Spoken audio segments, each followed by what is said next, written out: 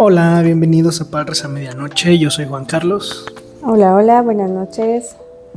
Ella es Liz. Yo soy Liz. Ups. Y bien, entonces, vamos empezando bien. La verdad es que dentro de los temas que he estado planeando para el podcast hay uno que me fascina y tú lo sabes, que es el tema de las historias. Lo que provocan en nosotros las historias. ¿Por qué nos encanta estar metidos escuchando una historia, escuchando un chisme, si quieres ponerle otro nombre? Pero hoy quiero que platicamos un poco de eso, porque también vemos la Biblia repleta de eso, de historias de hombres, mujeres, de historia de Dios con ciertas personas, de historias de hombres en guerra. Entonces, ¿por qué es que tanto nos fascina todo esto de las historias? Y quiero empezar con algo que creo que tengo muy marcado y que ahorita que lo hacemos mucho con Emir, te he platicado que a mí me hubiera gustado que vivir esa parte. Pues yo desde muy chiquito, viendo las caricaturas de mis tiempos, era muy común el cuento para la hora de dormir, que te leyeran un cuento a la hora de dormir. Y yo siempre me hubiera encantado vivir eso. Solo una vez lo viví, se lo pedí a mi papá, esa vez lo hizo y no se volvió a repetir. Ya tenía como 8 años más o menos. Pero para mí siempre hubo algo fascinante en las historias. Y tampoco fue era un cuento de Winnie Pooh que teníamos ahí. Pero ahorita que veo, por ejemplo, a Demir, como ya tratando de centrar un poco el tema hacia cómo nos ha servido a nosotros en lo educativo y en la crianza, con Demir ha sido un tema bien bonito, ¿no? Siempre, Demir siempre le ha gustado estar involucrado en las historias de los demás, que es una forma muy bonita de decir que le gusta ser chismosón, que le gusta estar viendo qué pasa, estar oyendo, como que estar ahí. Es curioso. Curioso, exacto. Pero desde muy pequeño le empezamos a comprar libros. Y no libros de enseñanza, sino libros con historias. Con historias que no necesariamente tenían una enseñanza, sino que eran meramente entretenimiento. Y más o menos que habrá sido como a los 2 años y piquito, empezamos a tomar esos libros para la hora de dormir. Y antes de dormir, algunos en específico, como el de Elmer, como el de Chica Chica Boom Boom, los agarrábamos para leerlos juntos los tres antes de ya acostarlo. Y como que siempre conectó con eso, ¿no? Con el libro de historia, con lo que le están contando. Y esperaba esos momentos emocionantes de las historias que ha leído infinidad de veces, pues esperaba ese momento emocionante y veíamos su sonrisa cuando ya estaba a punto de pasar y cómo se ponía inquieto, porque genera una conexión con él. Y algo que nos empezó a pasar en algún tiempo es que de repente como que ya no peló sus libros de muy bebé y ya buscaba otro tipo de libros. Y de repente, no sé qué pasó, qué limpieza hiciste o qué acomodo hiciste, que volvió a reconectar con algunos de esos libros, como el de Minino, como el del dinosaurio, no recuerdo cómo se llama.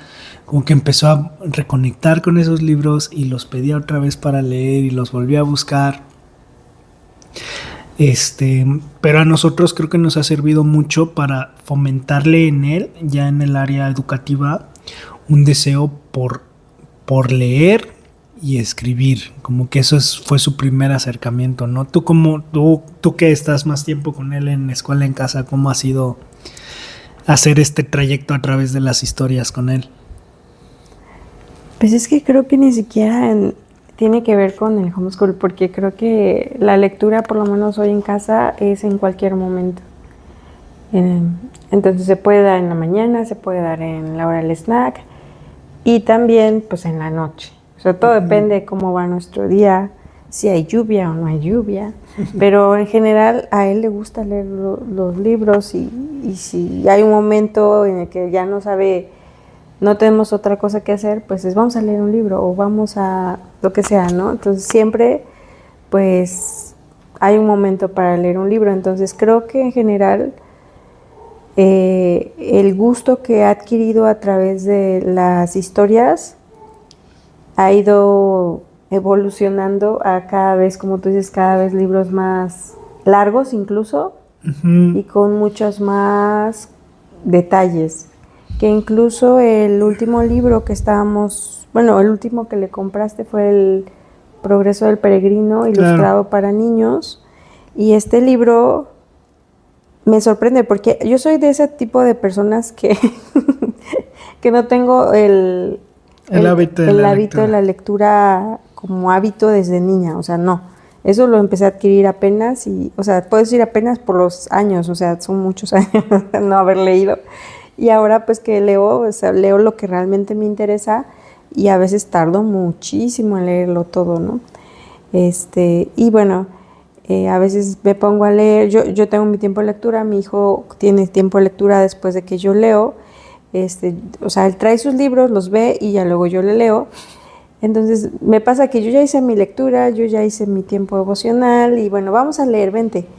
Pero a veces mi hijo quiere chutarse todo un libro completo, como El Progreso del Peregrino, que es un libro muy, muy extenso, como para leerlo pues por porciones, ¿no?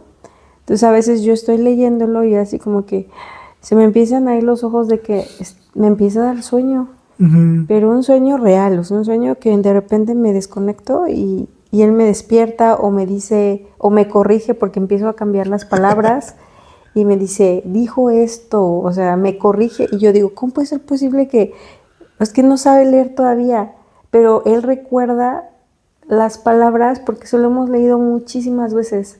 Entonces hay partes que detalladamente él está seguro, él está muy confiado que lo que dice es eso y me lo dice yo. Sí, es cierto, sí dice eso, ¿cómo supo, no? Sí, y es porque ha adquirido esa, incluso la memoria, ¿no?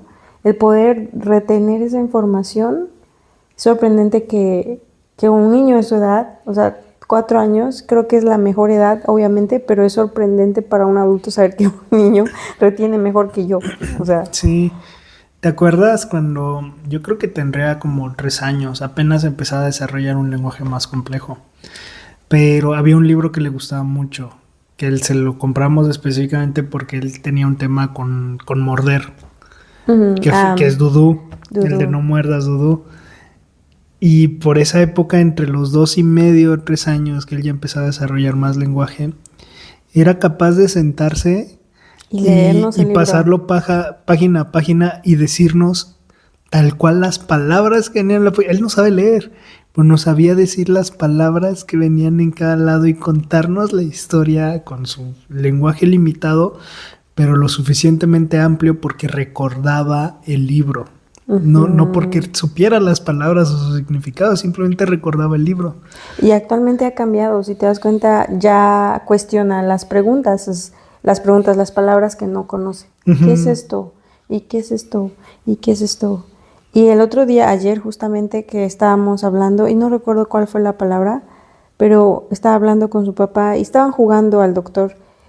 Y de repente mi hijo dice una frase de doctor, o sea, él está checando al paciente y todo, y saca una palabra que no me acuerdo cuál es, pero le dije a mi esposo, te dije yo a ti, estoy hablando, te dije a ti ay, qué propio, o sea, qué palabras ¿qué te dije? Tan propias habla, ¿no? Ajá. O sea, como que saca unas palabras que como que dice, a ver, espérate, esas palabras no son muy normales en un niño de 4 años. Pero sorprendentemente las va adquiriendo, o sea, va reteniendo mucha información y empieza a darle uso a palabras complejas creo yo, para su edad. Pero creo que tiene que ver obviamente con el hábito de la lectura. Y más con el gusto por las historias, porque no, sí. O sea, no es de sentarse a leer cualquier cosa. Tenemos ahí un libro de abecedario en inglés y sí le llama la atención, pero no es capaz de sentarse a leerlo por horas, a verlo por horas, como puede ver Dr. Seuss o como puede ver cualquier otro libro, que son historias que sí puede estar viendo. Y hoy que fuimos a Walmart nos gusta pasar a Prichos porque tiene una sección de libros muy bonita. Y llegó una nueva colección de libros de Mickey y sus amigos. Ya teníamos con los que nos interesaban de la anterior y llegaron unos nuevos. Entonces le dije, revísalos. Aprovechando que estaban todos, le dije, revísalos, ojéalos. Y escoge uno. Y los hojeó los 8, así, viendo los dibujos, lo que le llamaba. Y al final escogió uno. Pero ya tiene este deseo. Le decía a mi esposa, me sorprende ver que familias se acercaban a esa sección a hojear solamente los libros de colorear, que no digo que esté mal, pero Demir era el único que estaba hojeando un libro de leer para escoger, y se hojeó los 8, pero sí, o sea, sí le ha ayudado mucho, y no solo en eso, también en el inglés. También para el inglés, para él ha sido muy natural en las historias, y vamos a quitar la relación de historias con libros. Por historias, Winnie Pooh, Bluey, películas como Super Mario, es una historia. Y le han ayudado a él también tener de forma más natural el inglés. No lo tenemos como familias que sí conocemos, que tienen el inglés como idioma nativo. No lo tiene a ese nivel, pero lo tiene lo suficientemente desarrollado para ser un niño de 4 años, que no va a escuela, que no ha tenido clases formales de inglés, y ha sido en lo que le leemos, en lo que ve, en lo que escucha, y muy relacionado a historias, es lo que le llama la atención, y es donde está completamente atento y poniendo todos sus sentidos en acción. Pues sí, ahorita cuando la estaba durmiendo, precisamente estábamos leyendo el libro que le compramos en Prichos, y pues es un libro de como 30 páginas, y me dice, lo paramos a la mitad y me dice, es muy poquito, ¿no? Y le digo, ok, leemos otras 2. Y ya leímos otras 2 páginas. Pero por lo que dices, porque él tiene el deseo de leer más, le encanta ese tema de las historias. Y a mí me gusta mucho este tema porque las historias no son... O sea, las tenemos de formas tan amplias en nuestra cultura. Ya mencionamos libros, ya mencionamos películas, ya mencionamos chisme, incluso. Canciones, es a lo que iba, canciones, series. Y ahorita tú y yo estamos enganchados de nuevo con una serie que es la historia de una familia, pero la forma en cómo está contada, todo eso lo nutre mucho. Y pues, a final de cuentas las historias son muy parte de nosotros como seres humanos. Y por ejemplo esta serie creo que nos ha enganchado también porque vemos algo distinto a cualquier otra película, que es es una serie. Otra serie que no solo es el protagonista, sino que todos alrededor tienen una historia propia, ¿no? Y se describe, se relata y le da sentido a la vida de cada personaje, ¿no? Claro, sí.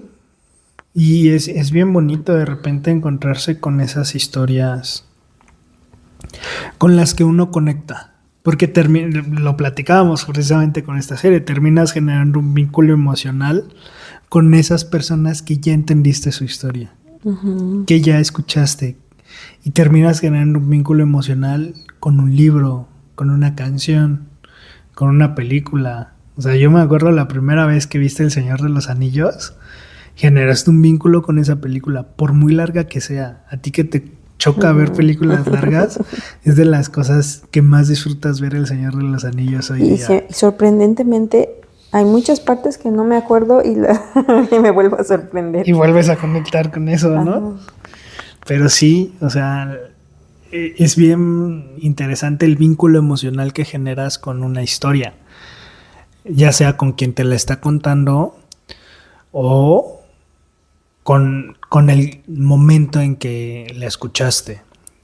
Me platicabas en la semana una de las historias que te contaba tu abuelo, ¿no? De allá del pueblo, rancho, de su pueblo, de su pueblito. Y puede ser que tal vez no recuerdes mucho, pero recuerdas la forma en que tu abuelo te contaba la historia, no solo la historia en sí misma. Ujú. ¿no? Y también, pues obviamente tienes toda una serie de historias con tu abuelo. Ujú. O sea, las cosas que viviste, las conexiones que tuviste. Este, yo la verdad es que no tengo muchos recuerdos de así de mi familia contando historias. Yo creo que esas historias de no ser contadas por los que fueron antes de nosotros estarían en el olvido, o sea, nadie sabría que esto sucedió, no hay un antecedente de esto sucedido. Mi abuelo me contaba que siempre me lo decía, que cuando yo era muy bebé tenían un lugar, un espacio donde vendían verduras y que tenían cajas apiladas. Y por alguna razón, siendo bebé, yo andaba suelta, sin correa. Bueno, andaba, y dice, y en una de esas que estábamos ahí pues, trabajando, de repente te veo subida en una caja, a punto de morder algo, y estabas a punto de morder un ratón seco. Obviamente no me acuerdo, obviamente no me dio miedo, obviamente no me dejó comer, o sea, morderlo, porque mi abuelo dice que yo me subía a morder las frutas. Pero ese día yo agarré un ratón seco y lo iba a morder. O sea, es una historia loca y yo no la recuerdo, pero si no me la contara mi abuelo, yo no me acordaría. Dice, todavía andabas en pañales, o sea, andaba en pañales mordiendo fruta y en una de esas fue un ratón seco. Y yo así como que, wow.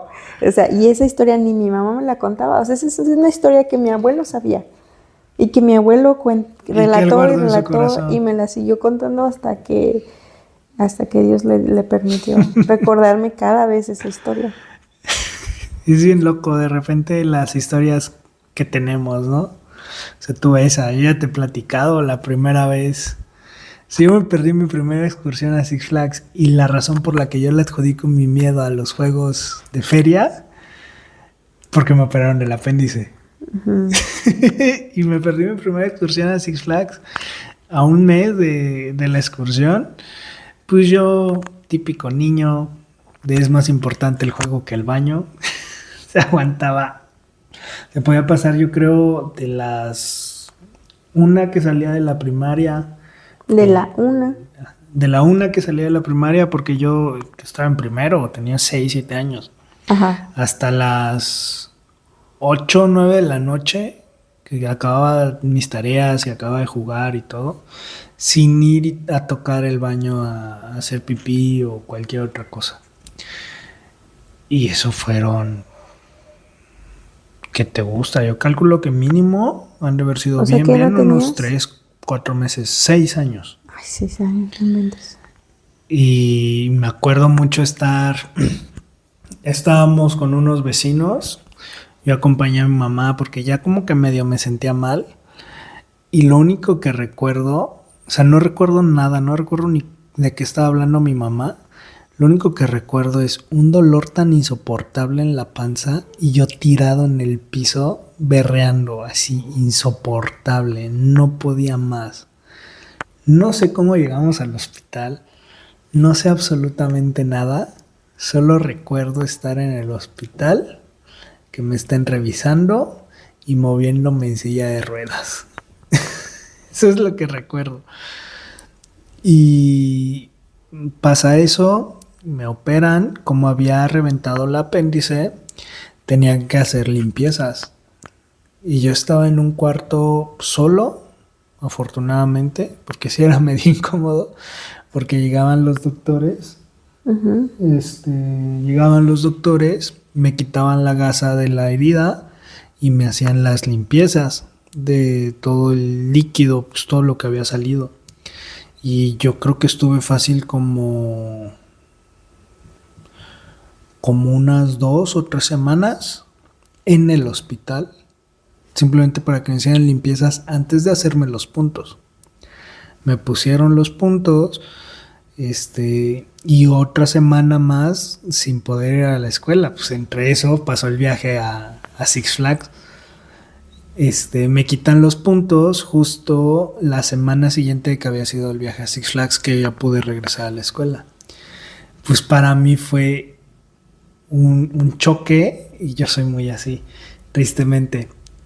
Ya todos habían vivido su experiencia, todos habían enfrentado sus miedos juntos, todos ya habían pasado por esto juntos. Y de repente escuchar sus historias y todo y no sentirme parte, pues el siguiente año que fue la excursión a Six Flags, yo no me quería subir a nada, tenía miedo, porque pues no, o sea, yo ya escuché todo lo que ellos vivieron y no quiero vivirlo, me aterraba. Pero todo fue por un apéndice. Bueno, no por un apéndice, por no aguantarse de ir al baño, ¿va? Pero pues esas historias que de repente van marcándonos, ¿no? Van marcando el carácter. De repente un libro, alguien que hacía muy bien ese tema de dejar lecciones en historias, a mi gusto, es C.S. Lewis. O sea, C.S. Lewis tiene un gran libro sobre teología, que son las cartas que le escribe un diablo mayor a su sobrino, que es Cartas del Diablo a su sobrino, tal cual. Donde tú estás leyendo las cartas que le escribe este demonio a su sobrino, explicándole cómo hacer que su paciente, que es una persona, se vaya al infierno. Recién convertido el chavo, o sea, como que todo esto, pues solo tienes esa parte de la historia. Y es tanta la teología y tanta la enseñanza cristiana que tiene esos libros, que tiene ese libro, que es sorprendente. O sea, no estamos hablando de Narnia, que Narnia ya son historias más completas. Aquí es correspondencia, estás leyendo meras cartas. A mí me cuesta mucho. Sí, pero, o sea, una vez que te metes en eso, te deja tan claras muchas cosas. Y C.S. Lewis tenía una particularidad que era muy claro. Entonces, siempre sus símiles, la forma en que comparaba las cosas con otras, era muy precisa. Yo no he leído a nadie que sea capaz de hacer eso todavía, al nivel que él lo hacía. Pero paso al tema de C.S. Lewis y las historias, porque, por ejemplo, con Demir hemos vivido un tema de miedos. Y miedos difíciles. O sea, la verdad es que ha sido un año complicado, más o menos, ¿no? Sí. Donde creo que el primer paso que dimos fue crear nuestras historias.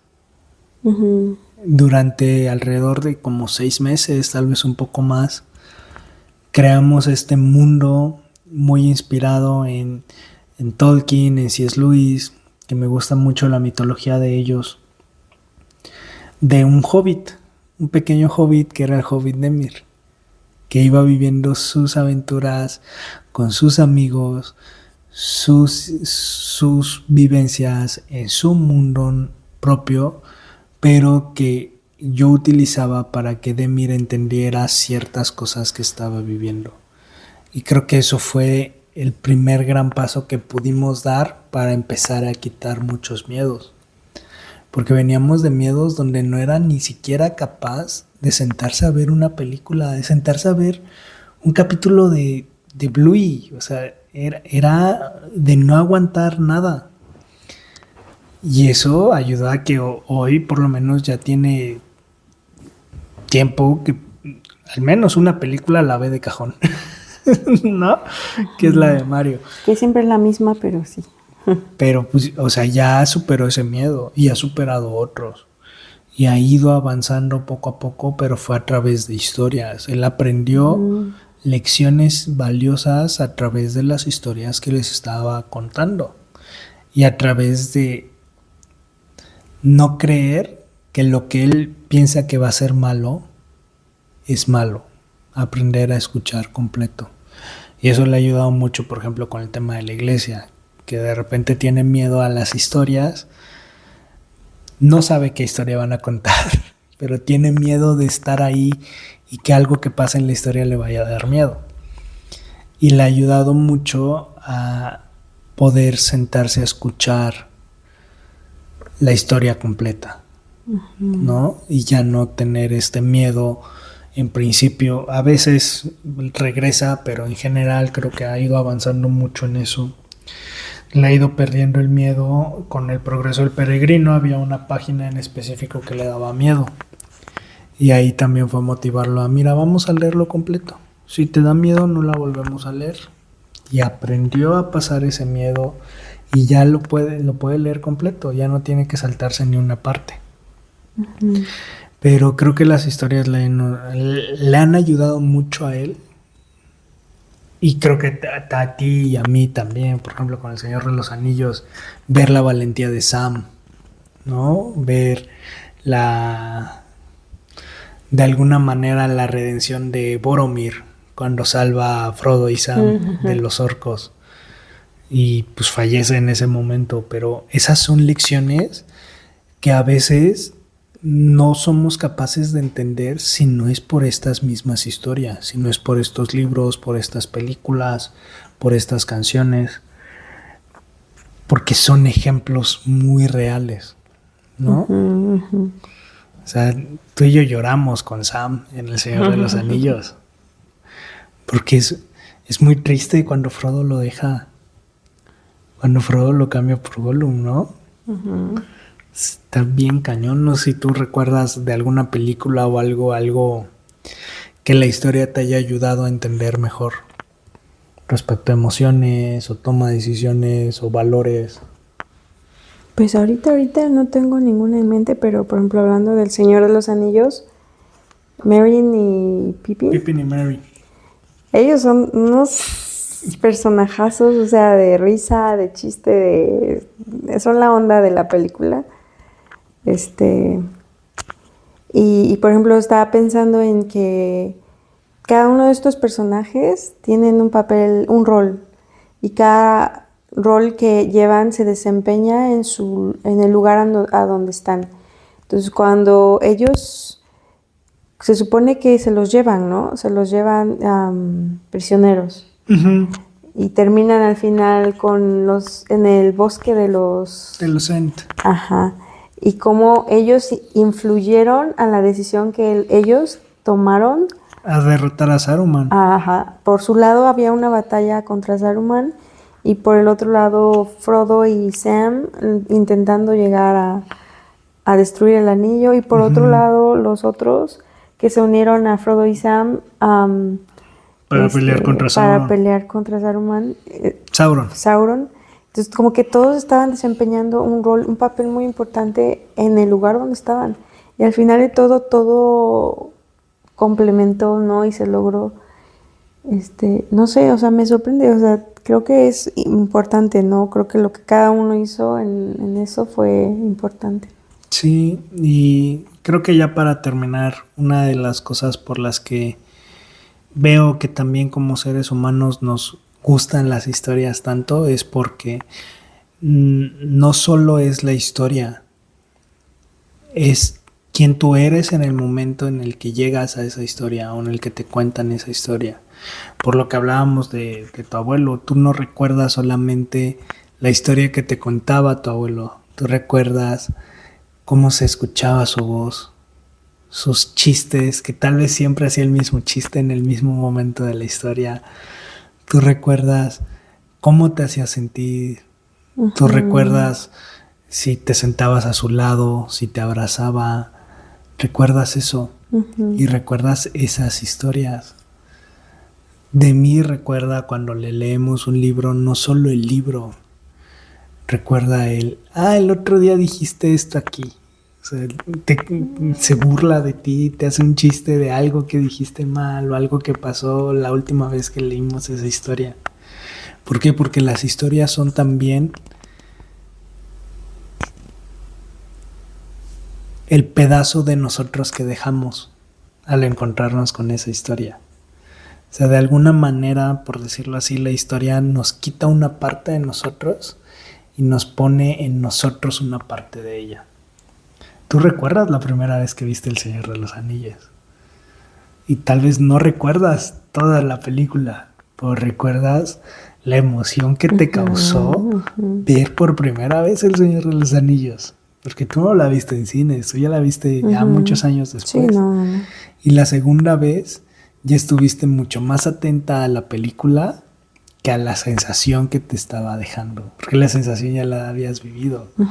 Cuando se va Gandalf con el, ay, ¿cómo se llama? Con la cosa esta gigante de las minas de... Cuando se va y... ¿Pelea? Ajá, cuando se cae, ay, no me acuerdo cómo se llama. Yo tampoco. Pero, o sea, esa sensación tú la recuerdas. Y no recordabas cosas de la película, pero cuando llegó ese momento, tú te acordaste que algo malo pasaba ahí. No te acordabas que... Pero cuando la volvimos a ver, te acordabas. Aquí pasa algo malo. Y ya estabas como que... ¿Qué va a pasar? Y de repente ves a Gandalf y dices, no, no, no. Y esas sensaciones es lo que nos dejan las historias.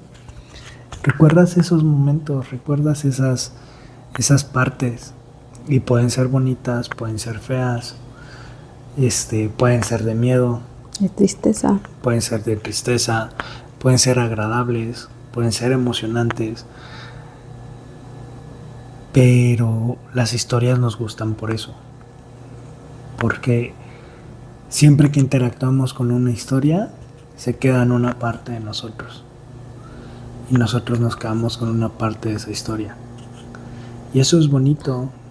A final de cuentas, Dios nos hizo sociables, Dios nos hizo para conectar con otros y a veces la forma de conectar con otros es a través de su arte, sus canciones, sus libros, sus pinturas, incluso en marketing. O sea, en marketing hoy está muy de moda el storytelling, que es este tema de que no solo qué es el producto, sino el trasfondo del producto, que trata de comunicarte este producto.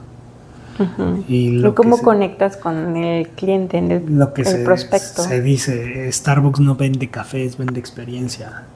Ahí estás llevando un storytelling. Y es eso, estás todo el tiempo interactuando con otros a través de las historias que estás permitiendo que entren. Y eso también es bien valioso, porque por ejemplo con Demir somos muy cuidadosos, más en lo visual que en los libros o en la música, lo que entra. Y también tenemos que aprender a bajar nosotros nuestra barrera para que él interactúe con ciertas emociones que no necesariamente son malas, aunque no nos gustaría que viviera, como el miedo, por ejemplo. Pero también el modo en que se las contamos, por ejemplo, cómo le explicamos las cosas para que las pueda procesar, ¿no? O sea, hay ciertas cosas, no todo, pero vemos en ciertas historias que sí, que no, y cómo lo hacemos. Sí, y es bien valioso eso en las historias. Es bien valioso también cuando consideras quién es Dios, que lo que Él nos dejó no es un libro de reglas, no es un libro donde nos dice sus atributos, es un libro que nos cuenta su historia. Y su historia con diferentes personas. Y conectamos con eso porque Dios nos hizo para que nos gustaran las historias. Dios nos hizo para que sintamos esta curiosidad de ¿y qué hizo David una vez que estuvo con Betsabé? ¿O qué pasó con Eva una vez que pecó? Como que esa espinita de chismoso, por decirlo. Pero también lo vemos en que todos los relatos mitológicos son historias. Son las historias de grandes héroes, de otros dioses, del ser humano interactuando con lo divino. No son relatos científicos, son relatos de humanos. Y la Biblia no deja de ser eso, no deja de ser la historia de Dios con el hombre. Y por eso nos es fácil conectar con ella. Pero también por eso nos choca, porque lo pudo haber escrito cualquiera. Ujú. El hecho de no hay nada, por decirlo así, fascinante en ella. En el sentido de no hay nada que sea un dato que a lo mejor nadie más haya dicho. El relato de la creación es el relato de Dios haciendo cosas, no el relato de Dios dando datos del universo. Ujú. Es el relato de Dios interactuando con su creación. Y eso lo tienes en otros mitos de creación. Es una historia que te está relatando cómo surgieron las cosas. Y también por eso muchos rechazan la Biblia. Y Dios deja este espacio de conflicto, por llamarlo de alguna manera, donde el ser humano tiene que decidir, escoger, creer en eso, o puede escoger no hacerlo. Ujú.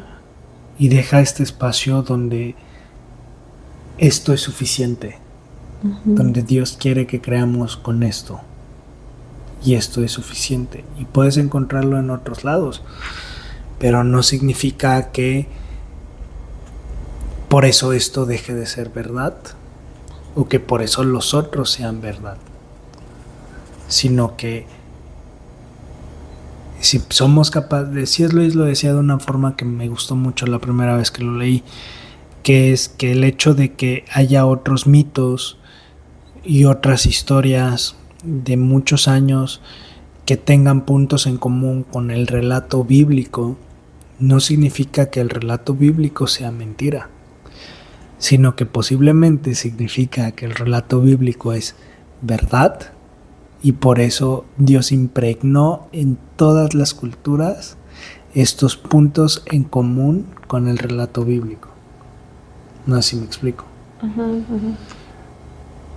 Y entonces el relato bíblico toma cierto poder, porque lo encontramos incluso en las culturas más lejanas a los judíos.